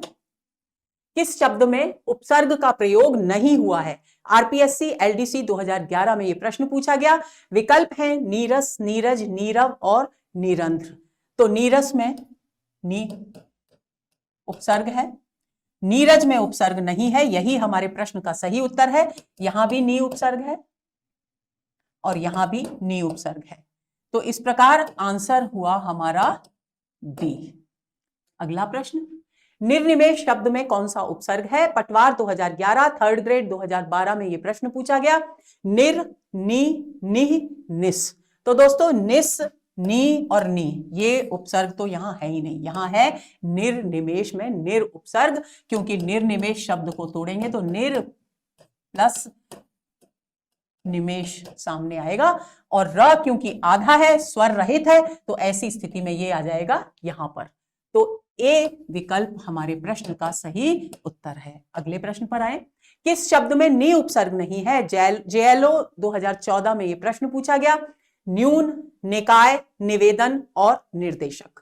तो दोस्तों न्यून का होगा नी प्लस ऊन, यानी नी उपसर्ग है। नी प्लस काय नी उपसर्ग है। नी प्लस वेदन, वेद धातु होती है दोस्तों संस्कृत की, जिसका अर्थ होता है जानना, जिससे वेद शब्द की उत्पत्ति हुई है, और उसमें यहां पर प्रत्यय भी लगा है। तो निवेदन शब्द में नी उपसर्ग है, लेकिन निर्देशक यहां भी प्रत्यय लगा है इसमें, और निर उपसर्ग है। तो ऐसी स्थिति में डी विकल्प हमारे प्रश्न का सही उत्तर है। अगला प्रश्न, किस शब्द में अनु उपसर्ग नहीं है? आरपीएससी फर्स्ट ग्रेड 2020, एलडीसी 2011 में यह प्रश्न पूछा गया। विकल्प दिए गए हैं अन्वेषण, अनुरित, अनुर्वर, अनुनय। दोस्तों अगर हम इन सभी शब्दों को तोड़ें तो इसका होगा अनुएषण। फिर से यण संधि का नियम आ गया है, ऊ को व हो जाएगा तो अन्वेषण शब्द बनेगा। इस शब्द पर मैं आपका ध्यान केंद्रित करना चाहूंगी दोस्तों। ये शब्द मैंने संस्कृत के शब्दकोश भी देखे, हिंदी के ज्ञान मंडल का शब्दकोश देखा, वर्धा हिंदी साहित्य शब्दकोश देखा, लेकिन बाबा शिवराम, वामन शिवराम आप्टे का संस्कृत कोश देखा, लेकिन ये शब्द कहीं भी नहीं है। यानी इस तरह का शब्द कहीं है नहीं, लेकिन अधिकतर पुस्तकों में इसका विच्छेद किया गया है अनु प्लस उरित। तो जो कि एक गलत विच्छेद है, क्योंकि जब इस तरह का शब्द ही नहीं है, कोई अर्थ ही नहीं है, कोई सार्थकता ही नहीं है, तो ऐसी स्थिति में इस तरह का विच्छेद करना गलत है। मेरा ऐसा मानना है दोस्तों कि ये एक टाइपिंग मिस्टेक है, और ये शब्द संभवतः रहा होगा अनुरति। तो यहां पर अनु उपसर्ग हो गया, तो इस बात को आप ध्यान में रखेंगे। अनुर्वर जो शब्द है उसमें अन प्लस उर्वर अनु उपसर्ग है। अनुनय, अनु प्लस नय अनु उपसर्ग है। और हमारा प्रश्न है किस शब्द में अनु उपसर्ग नहीं है? तो अनु उपसर्ग है, अनु उपसर्ग है अनुरति के हिसाब से, और अनुनय अनु उपसर्ग है। अनुर्वर में अनु उपसर्ग नहीं है बल्कि अन उपसर्ग है, तो उत्तर होगा हमारा सी। आगे चलते हैं। किस विकल्प के सभी शब्दों में अनु उपसर्ग का प्रयोग नहीं हुआ है? अनु उपसर्ग पर बार बार प्रश्न पूछे जा रहे हैं, तो इससे संबंधित सभी शब्दों पर अपनी पकड़ बना लेंगे। और यह प्रश्न पूछा गया आरपीएससी सेकंड ग्रेड 2018 में। विकल्प हैं अनुपयोगी, अनुदात्त, अनुमान, अन्वीक्षण, अनुभव, अन्वेषण, अनुभाव, अनुराग। तो दोस्तों अनुभाव अनु, अनुराग अनु, अनुभव अनु, अन्वेषण अभी एक शब्द ये पहले भी आया था, अनु प्लस एषण हो गया, यण संधि का नियम हो गया, यहां भी अनु है। हमको बताना है अनु उपसर्ग कहां नहीं है। अनुमान अनु, अन्वीक्षण अनु, अनुपयोगी अन प्लस उपयोगी, यानी अनु उपसर्ग नहीं है, अन प्लस उदात्त। तो ए विकल्प हमारे प्रश्न का सही उत्तर है, क्योंकि यहां अनु नहीं बल्कि अन उपसर्ग का प्रयोग किया गया है। आगे चलते हैं। निम्न में से कौन सा शब्द निर उपसर्ग से नहीं बना है? हाईकोर्ट एलडीसी 2017 में यह प्रश्न पूछा गया। निर्मिति, निरस्त, निराश्रय, निरोध। तो दोस्तों निरुपसर्ग है, निरुपसर्ग है, निरुपसर्ग है, लेकिन निरोध में नी उपसर्ग है, नी प्लस रोध यानी निश्चित रूप से रोकना। तो डी विकल्प हमारे प्रश्न का सही उत्तर है। अगला, किस विकल्प के सभी शब्दों में अनु उपसर्ग का प्रयोग नहीं हुआ है? देखिए फिर से आ गए हैं। आरपीएससी फर्स्ट ग्रेड 2020 में यह प्रश्न पूछा गया। अनुदात, अनुर्वर, अन्वय, अनुशासन, अनुभव, अन्वेषण, अनुराग, अनुचर। तो अनुराग और अनुचर में अनु उपसर्ग है। अनुभव, अन्वेषण में अनु उपसर्ग है, हम कर चुके हैं। अनु प्लस अय, अनु प्लस शासन, अनु उपसर्ग है। अनुदात, ये अभी आया था पहले भी, अन प्लस उदात्त और अन प्लस उर्वर, यानी ए विकल्प हमारे प्रश्न का सही उत्तर है। आंसर हुआ ए। अगला प्रश्न, किस शब्द में कु उपसर्ग नहीं है? आरटेट 2011, आरपीएससी थर्ड ग्रेड 2012 में यह प्रश्न पूछा गया। विकल्प है कुरूप, कुशल, कुकर्म या कुचाल। तो दोस्तों कुचाल, कुकर्म और कुरूप तीनों में कु उपसर्ग है, लेकिन कुशल में कु उपसर्ग नहीं है। ये अपने आप में एक पूर्ण शब्द है। किस प्रकार ये शब्द है, इसके बारे में भी मैं आपसे थोड़ी सी चर्चा करना चाहूंगी। प्रारंभ में जब हमारे देश में वैदिक युग में गुरुकुल प्रणाली होती थी, तब दोस्तों शिष्यों को अपने गुरु के पास आश्रम में ही रहना पड़ता था और उन्हें नित्य प्रति अपने धार्मिक कृत्यों को संपन्न करने के लिए कुश की आवश्यकता होती थी। कुश यानी कुशा, एक प्रकार की दूर्वा, एक प्रकार की घास होती है जिसका पूजा में उस समय बहुत प्रयोग किया जाता था, और वो घास जो थी वो बहुत चुभने वाली हुआ करती थी। तो अधिकतर जो विद्यार्थी होते थे, जो शिष्य होते थे, वे उसे तोड़ नहीं पाते थे और गुरु के पास नहीं ले जा पाते थे। तो ऐसी स्थिति में जो कुशलता से, पूरी योग्यता और सामर्थ्य के साथ उस कुश घास को लेकर आता था, उसे कुशल कहा गया। कुश को सफलतापूर्वक लाने वाला कुशल कहलाया। मूल अर्थ इसका यह है, लेकिन बाद में हम किसी भी कार्य में पारंगत व्यक्ति को कुशल कहने लगे। यानी ये पहले सीमित था, अर्थ संकोच था, लेकिन अब फिर अर्थ विस्तार हो गया। तो इसमें कुश शब्द से बना हुआ है, इसमें प्रत्यय है, इसमें उपसर्ग नहीं है। तो आंसर हुआ हमारा बी। आगे चलते हैं। उत्कर्ष में कौन सा उपसर्ग लगा है? पटवार 2011, आरपीएससी सेकंड ग्रेड 2012 में यह प्रश्न पूछा गया। उ, उन, उत और उद। उत और उद उपसर्गों पर मैंने चर्चा कर ली है। तो उत्कर्ष है तो मेरे हिसाब से, वैसे पुस्तकों में उत दिया हुआ है, लेकिन मेरे हिसाब से उद उपसर्ग होना चाहिए, क्योंकि संधिगत नियम के अनुसार द का त होगा। तो ऐसी स्थिति में डी विकल्प हमारे प्रश्न का सही उत्तर है, लेकिन स्वविवेक से आप इस विषय में निर्णय लेंगे। आगे चलें। उत्थान शब्द का उपसर्ग है जेएलओ 2014 में यह प्रश्न पूछा गया। उथ, उत, उत्ता और उ। तो यहां पर समस्या उत और उद की है नहीं, क्योंकि उत उद विकल्प में है ही नहीं। तो ऐसी स्थिति में बी हमारे प्रश्न का सही उत्तर होगा। आंसर हुआ बी। अगला प्रश्न, उद्योग में कौन सा उपसर्ग लगा है? पटवार 2011, सेकंड ग्रेड 2012 में यह प्रश्न पूछा गया। उत, उद, उ और उन।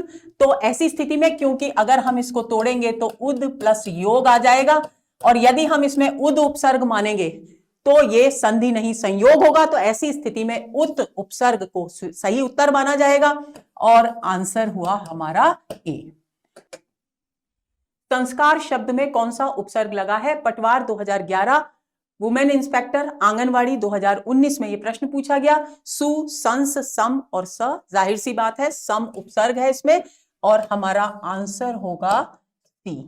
अगला प्रश्न, किस शब्द में सम उपसर्ग लगा है? पटवार 2011, आरपीएससी थर्ड ग्रेड 2012 में यह प्रश्न पूछा गया। संहार, स्वीकार, सप्रेम, साकार। तो दोस्तों संहार हमारे प्रश्न का सही उत्तर है। बाकी स्वीकार शब्द में नहीं है, सप्रेम दिख रहा है, प्रेम सहित, साकार, स आकार, स उपसर्ग है, तो ऐसी स्थिति में आंसर हमारा होगा ए। अगला प्रश्न, स्वागत शब्द में कौन सा उपसर्ग लगा है, इस पर हम बहुत अच्छी चर्चा कर चुके हैं। पटवार 2011 आरपीएससी थर्ड ग्रेड 2012 में ये प्रश्न पूछा गया। सु, प्रति, परि और परा, तो सु उपसर्ग इसमें लगा है, तो आंसर हमारा हुआ ए। अगला प्रश्न, किस क्रमांक में बद उपसर्ग नहीं है, देखिए अरबी फारसी के उपसर्गों पर प्रश्न आ गया है। पटवार 2011 आरपीएससी थर्ड ग्रेड 2012 में ये प्रश्न पूछा गया। बदकिस्मत, बदनाम, बदहजमी और बदस्तूर, तो दोस्तों बदकिस्मत में बद उपसर्ग है, बदनाम में बद उपसर्ग है, बदहजमी में बद उपसर्ग है, लेकिन बदस्तूर में बद उपसर्ग नहीं है, बल्कि ब उपसर्ग है। ब प्लस दस्तूर, यानी अर्थ हुआ रिवाज के अनुसार, पर रीति रिवाज के अनुसार, तो आंसर हमारा हुआ बी। अगला प्रश्न, सत उपसर्ग से बना शब्द नहीं है, एलडीसी 2018 में यह प्रश्न पूछा गया। सतशास्त्र, सच्छास्त्र, सतर्क, सदिच्छा और सदरूप, तो देखिए सत है, सत है और सत है, सतर्क में स उपसर्ग है, तो सही उत्तर हुआ बी। अगले प्रश्न पर आते हैं, किस शब्द में सु उपसर्ग नहीं है, पटवार 2011 थर्ड ग्रेड 2012 में यह प्रश्न पूछा गया। स्वस्ति, स्वल्प, स्वागत, स्वगत, तो दोस्तों सु अस्ति, अस्ति संस्कृत का शब्द है, उसका अर्थ होता है हो। सु मतलब अच्छा, यानी शुभ कामना, स्वस्ति यानी अच्छा हो। स्वल्प, सु अल्प, कम, बहुत कम। स्वागत, सु प्लस आगत, ये तो अभी हम कर चुके, लेकिन स्वगत शब्द में सु उपसर्ग नहीं है, बल्कि स्व उपसर्ग है, स्व प्लस गत। आप जब कभी कोई नाटक या एकांकी पढ़ते हैं तो उसमें कई बार पात्र जो अपने मन में अपने आप से बात करता है तो उसमें आता है स्वगत कथन, तो आप ध्यान देंगे स्वगत यानी स्वयं अपने आप से बात जब की जाती है, अपने लिए अपने आप को संबोधित करके, तो स्वगत, स्व प्लस गत शब्द बनता है, तो उत्तर हुआ डी। अगला प्रश्न, अभी उपसर्ग से निर्मित शब्द नहीं है, एचएम 2018 में यह प्रश्न पूछा गया। अभ्यागत, अभ्यास, अभ्युदय और अभिन्न, तो दोस्तों यण संधि फिर आ गई है। अभी प्लस आगत, अभी प्लस आस, अभी प्लस उदय, तीनों में अभी उपसर्ग है, लेकिन अभिन्न में अ उपसर्ग है, अ प्लस भिन्न, तो डी विकल्प हमारे प्रश्न का सही उत्तर है। अगला, किस क्रम में नि उपसर्ग नहीं है, पटवार 2011 में यह प्रश्न पूछा गया। निबंध, नियम, निर्बल, निवास, तो देखिए दोस्तों निबंध नी प्लस बंध, नी प्लस यम, निर प्लस बल और नी प्लस वास, यानी नि उपसर्ग किसमें नहीं है, निर्बल में नहीं है, क्योंकि निर उपसर्ग है, तो आंसर हमारा हुआ सी। अगला प्रश्न, उर्दू उपसर्ग ला किस अर्थ में प्रयुक्त होता है, देखिए फिर से आ गया, उर्दू उपसर्ग कहा गया है। दोस्तों यहां अरबी, फारसी और उर्दू की बात भी मैं बता दूं, उस दिन भी जब हम शब्दों पर बात कर रहे थे तब भी मैं एक बात आपसे कहना चाहती थी, लेकिन दिमाग से निकल गई। तो आपको ध्यान रखना है दोस्तों कि उर्दू हिंदुस्तान में विकसित हुई भाषा है, जिसमें अरबी, फारसी के शब्द भी मिलते हैं और संस्कृत के कुछ शब्द भी मिलते हैं और अन्य भाषाओं के शब्द भी मिलते हैं, तो वो तो है उर्दू। लेकिन अगर इस शब्द को जो हमने पढ़ा है अरबी, फारसी का उपसर्ग, उसको अगर उर्दू कहा जाए तो ये भी गलत नहीं है, क्योंकि फारसी भाषा से उर्दू विकसित हुई है, जिसमें अन्य भाषाओं के शब्द भी शामिल हैं, जैसे संस्कृत से हिंदी, और हिंदी में भी अन्य भाषाओं के शब्द शामिल है, तो इस बात को आपको ध्यान में रखना है। यदि यहां पर फारसी उपसर्ग आता तो भी गलत नहीं होता, इस बात को आप ध्यान में रखेंगे। यदि प्रश्न इस तरह से आए कि ला उपसर्ग किस भाषा का है और उसमें ऑप्शन में उर्दू हो, अरबी फारसी ना हो, तो आप उर्दू को चिन्हित करेंगे, और यदि उर्दू ना हो और फारसी हो तो फारसी को चिन्हित करेंगे। ये बात आपको ध्यान में रखनी है। तो उर्दू उपसर्ग ला किस अर्थ में प्रयुक्त होता है, अभाव, अच्छा, प्रत्येक या बिना, तो डी विकल्प इस प्रश्न का सही उत्तर है। आंसर हुआ हमारा बी। अगला प्रश्न, अध्ययन शब्द में कौन सा उपसर्ग लगा है? स्टेनोग्राफर 2021 में यह प्रश्न पूछा गया। अधि, आधि, अध्य और अध संभवतः इतनी बार आ गए हैं ये यण संधि के शब्द कि आपके चुटकियों में आप हल कर लेंगे। यहां अधि उपसर्ग है दोस्तों और यण संधि का नियम है। आंसर हो गया ए। अध्यादेश शब्द का उपसर्ग है। आरजेएस 2021 में यह प्रश्न पूछा गया। अध्य, अधि, अ और देश, तो अधि उपसर्ग है। यहां भी बार बार मैं समझाने की जरूरत महसूस नहीं कर रही हूं, तो बी आंसर हमारा आ गया। आगे चलते हैं। आचार शब्द में अति उपसर्ग जोड़ने पर कौन सा शब्द बनेगा? इस पर हम अभी चर्चा कर चुके हैं। पटवार 2011 में प्रश्न पूछा गया। अति प्लस आचार, ई के बाद अ आ रहा है तो ई को हो जाएगा य, यानी शब्द बनेगा अत्याचार, यण संधि का नियम। तो आंसर हो गया हमारा सी। अगला, अति उपसर्ग से बना हुआ शब्द नहीं है। आरपीएससी सेकंड ग्रेड 2017 में यह प्रश्न पूछा गया। अतिक्रमण, अत्याचार, अतिथि और अतिरिक्त, तो अति है और अति है, लेकिन अतिथि में अ उपसर्ग है। अब देखिए अतिथि का कितना मनोरंजक अर्थ है, यानी जो बिना किसी तिथि दिनांक के निश्चित समय के अचानक प्रकट हो जाए उसे मूल रूप में अतिथि कहा जाता था। जो बिना तिथि के आ जाए तो उसे अतिथि कहा जाता था। इस बात को ध्यान में रखेंगे। तो सी विकल्प हमारे प्रश्न का सही उत्तर है। अगला, किस क्रम में अ उपसर्ग नहीं है? पटवार 2011, आरपीएससी थर्ड ग्रेड 2012 में यह प्रश्न पूछा गया। अनन्य, अनिद्र, अनैतिक और अनिर्वाच्य। तो दोस्तों अनन्य, अन प्लस अन्य, अनिद्र, अ प्लस निद्र, अ प्लस नैतिक, अनैतिक और अ प्लस निर प्लस वाच्य। तो यानी अ है, अ है, अ है।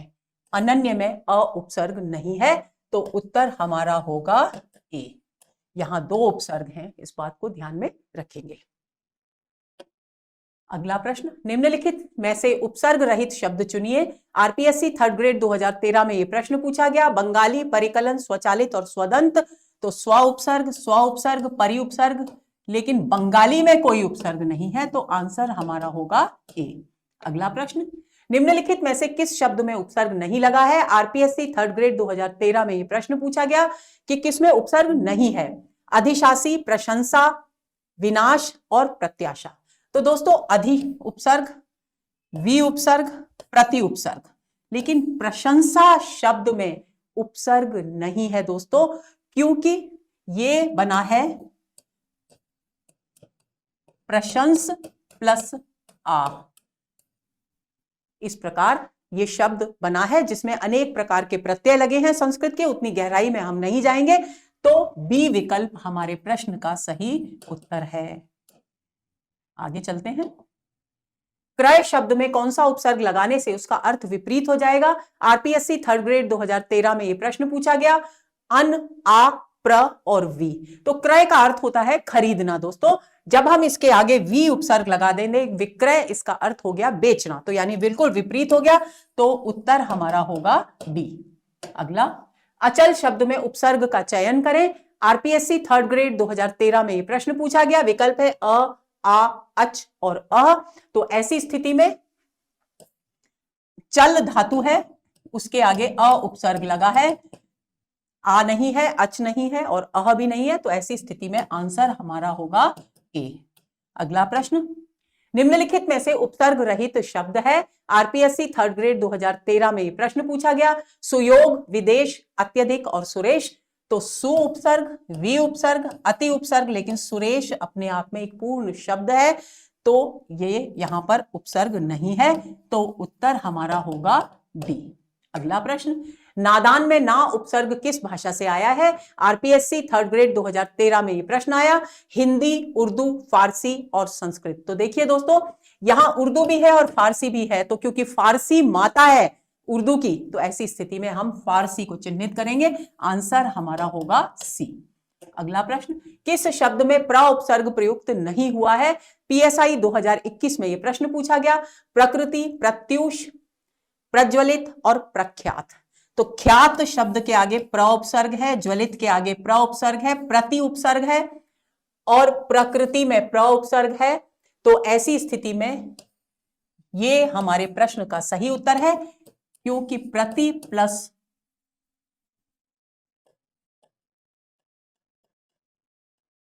उष शब्द बनेगा और इसका अर्थ होता है भोर का, प्रत्युष का अर्थ होता है भोर का समय, उषा काल। तो आंसर हमारा होगा बी। अगला प्रश्न, प्रत्यर्पण शब्द बना है, आरपीएससी सेकंड ग्रेड 2011 में यह प्रश्न पूछा गया। प्रत्यय प्लस अर्पण, प्रति प्लस अर्पण, प्रत्यय प्लस अर्पण और प्रति प्लस यर्पण। तो प्रति प्लस अर्पण यण संधि का फिर से शब्द आ गया है। बी विकल्प हमारे प्रश्न का सही उत्तर है। अगला प्रश्न, किस शब्द में प्र उपसर्ग नहीं है? आरपीएससी सेकंड ग्रेड 2017 में यह प्रश्न पूछा गया। प्रज्वलित, प्रत्यक्ष, प्रचार और प्रकाशित। तो प्रकाश शब्द पर मैं पहले भी बात कर चुकी हूं, दोहराऊंगी नहीं। प्र उपसर्ग है, प्र प्लस काश प्लस इत, प्र प्लस चार, प्रति प्लस अक्ष और प्ला प्लस ज्वलित। तो प्र उपसर्ग नहीं है प्रत्यक्ष शब्द में। ऐसी स्थिति में आंसर होगा हमारा बी। अगला प्रश्न, उप उपसर्ग से बने हुए शब्द किस समूह में है? ग्राम सेवक प्री 2016 में यह प्रश्न पूछा गया। उपाय, उपदान, उपकार, उपचार, उपनीत, उद्गीत, उपमान, उपायन, सम्मान, उपर्युक्त, उपयुक्त और उपायुक्त। तो दोस्तों देखिए, बिल्कुल सही एक इसमें ट्रिक, ये बहुत आसान है। केवल लंबे लंबे शब्दों को, ज्यादा शब्दों को देखकर घबराएंगे नहीं। उपर्युक्त, उपरी प्लस उक्त, तो उप उपसर्ग यहां नहीं है। उपयुक्त में उप उपसर्ग है, उप आयुक्त में उप है, लेकिन यहां इस शब्द में नहीं है, तो यह विकल्प खारिज हो गया। उपमान, उप आयन और सम्मान, तो सम्मान तो बिल्कुल ही अलग है, तो यह विकल्प खारिज हो गया। उपचार, उपनीत, उद्गीत, उद्गीत बिल्कुल अलग है, तो यह भी खारिज हो गया। आंसर हमारा होगा उपाय, उपदान और उपकार। और यहां पर ये जो उपाय शब्द है दोस्तों, ये संस्कृत में उप प्लस आय प्लस इसमें घय प्रत्यय लगने से बना है और घय प्रत्यय में से अशेष रहता है। इस प्रकार प्रत्यय लगने पर प्रथम स्वर दीर्घ हो जाता है, तो इस प्रकार उपाय शब्द बना। इस बात को ध्यान में रखेंगे, बाकी तो सरल है, उपदान और उपकार। तो आंसर हमारा होगा ए। अगला प्रश्न, किस शब्द में कोई उपसर्ग नहीं है? आरपीएससी फर्स्ट ग्रेड 2019 में यह प्रश्न पूछा गया। बेचारा, बेशुमार, विदित और विहित। तो दोस्तों, बेचारा में बे उपसर्ग फारसी का, बेशुमार में बे उपसर्ग फारसी का, विदित में कोई उपसर्ग नहीं है, क्योंकि संस्कृत में धातु होती है विद, जिससे वेद शब्द बना, अभी मैंने बताया था। तो विद धातु से प्रत्यय लगने से, इत प्रत्यय लगने से यह शब्द बना है, और विहित शब्द में हित के आगे वी लगा है। तो ऐसी स्थिति में सी विकल्प हमारे प्रश्न का सही उत्तर है। अगला, इनमें से कौन सा शब्द उपसर्ग युक्त नहीं है? आरपीएससी सेकंड ग्रेड 2014 में यह प्रश्न पूछा गया। आहार, विहार, प्रहार, कहार। बहुत सरल है, इस पर तो हम शुरुआत में ही चर्चा कर चुके हैं। डी विकल्प हमारे प्रश्न का सही उत्तर है। कहार अपने आप में एक मूल शब्द है, पूर्ण शब्द है। डी। आगे चलें। तो दोस्तों, गमन शब्द में विपरीतार्थक बनाने के लिए आप किस उपसर्ग का प्रयोग करेंगे? यानी गमन शब्द का विलोम शब्द हमको बनाना है। आरपीएससी थर्ड ग्रेड 1997 में यह प्रश्न पूछा गया। विकल्प दिए गए हैं अनु, प्रति, आ और उप। तो ऐसी स्थिति में हम यहां पर देखिए सी विकल्प, यदि आगमन आ उपसर्ग लगाएंगे तो शब्द बनेगा आगमन। गमन का अर्थ होता है जाना, आगमन का अर्थ हो गया आना, यानी बिल्कुल विपरीत हो गया। तो सी हमारे प्रश्न का सही उत्तर है। अगला प्रश्न, किस विकल्प के सभी शब्द स उपसर्ग से निर्मित है? वीडियो 2022 में यह प्रश्न पूछा गया। विकल्प है सोल्लास, सत्क्रिया, सद्भाव और सहपाठी। स उपसर्ग की बात चल रही है, तो यहां तो स है, लेकिन यहां सत है, यहां सद है, यहां सह है, तो ये एक विकल्प खारिज हो गया। सद्भावना, सहायक, सहोदर, सहगमन, तो यहां एक भी शब्द स उपसर्ग से नहीं है, तो ये विकल्प भी खारिज हो गया। साहित्य, सहकर्ता, सार्थक और सज्जन, यहां भी सहित को छोड़कर कोई किसी में स उपसर्ग नहीं है। सदय, सकाम, सावकाश, सजीव, ये हमारे प्रश्न का सही उत्तर है। सदय यानी दया के भाव से के साथ, काम के साथ, अवकाश के साथ और जीवन के साथ। तो डी विकल्प हमारे प्रश्न का सही उत्तर है। अगला प्रश्न, निम्न में उपसर्ग रहित शब्द है। जूनियर अकाउंटेंट 2016 में यह प्रश्न पूछा गया। प्रखर, व्याकुल, प्रतीक्षा और अक्षी। तो प्र उपसर्ग, वी उपसर्ग, यण संधि का नियम आ रहा है, वी प्लस आकुल, प्रति प्लस ईक्षा, अक्षी होता है आंख और इसमें कोई उपसर्ग नहीं है, ये अपने आप में एक पूर्ण शब्द है। तो डी विकल्प हमारे प्रश्न का सही उत्तर है। आगे चलें। किस शब्द में उर्दू का उपसर्ग नहीं है? पटवार 2011 में यह प्रश्न पूछा गया। बदकिस्मत, लाचार, अवरोध, हरदम। बहुत ही सरल प्रश्न है दोस्तों। सी विकल्प हमारे प्रश्न का सही उत्तर है। ये उर्दू का नहीं, अव जो है वो फारसी का या उर्दू का उपसर्ग है। तो आंसर हो गया हमारा सी। अगला प्रश्न, किस में वी उपसर्ग नहीं है? Double A 2019, RPSC first grade 2016 में यह प्रश्न पूछा गया। विद्या, विकट, विदग्ध और विषम। तो दोस्तों विद्या अपने आप में एक पूर्ण शब्द है, इसमें वी उपसर्ग नहीं है। तो उत्तर हमारा हो गया ए।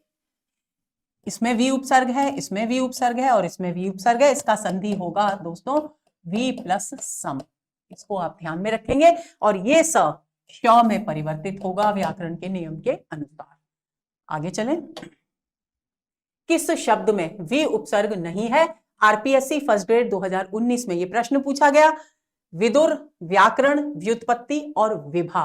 वी उपसर्ग किसमें नहीं है ये पूछा गया है। तो देखिए दोस्तों, वी प्लस आकरण यण संधि, वी प्लस उत्पत्ति यण संधि,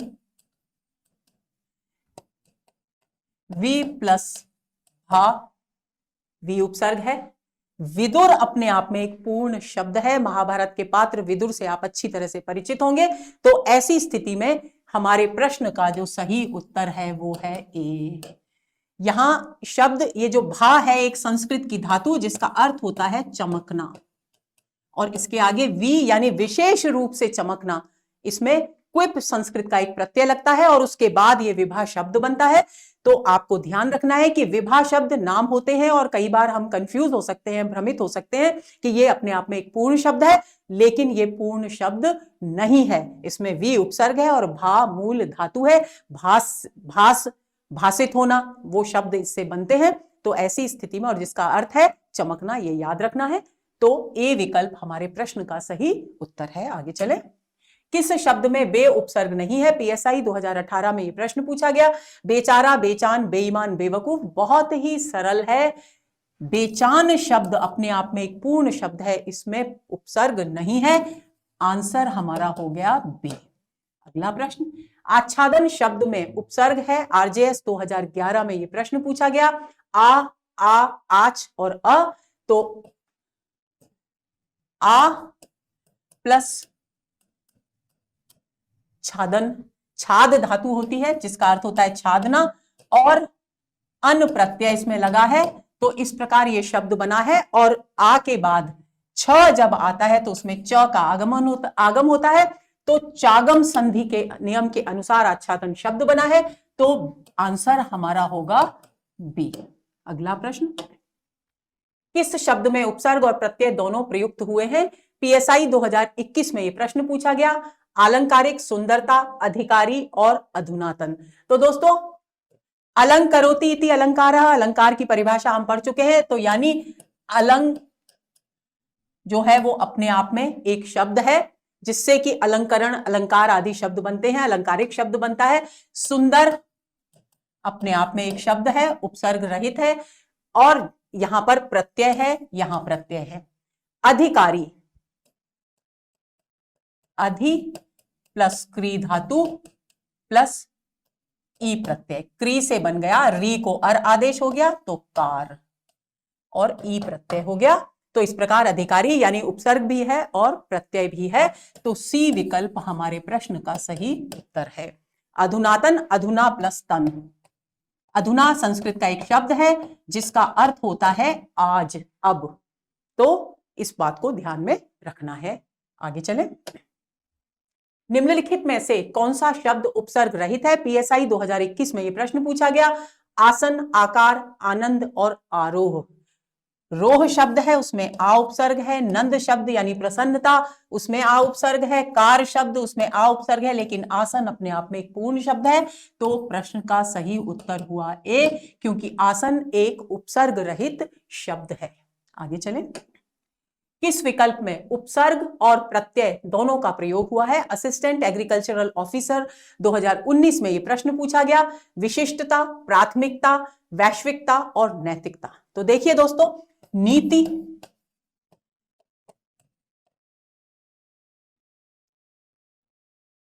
मूल शब्द की बात नहीं करेंगे, नीति शब्द से नैतिकता शब्द बना है, लेकिन आप सीधा सीधा देखिए, नैतिक प्लस ता तो प्रत्यय है और उपसर्ग नहीं है।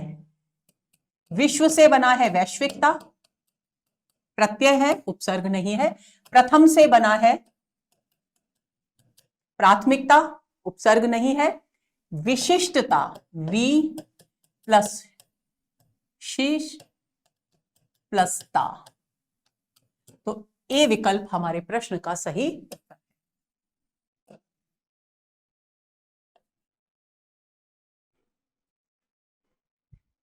आगे चलते हैं।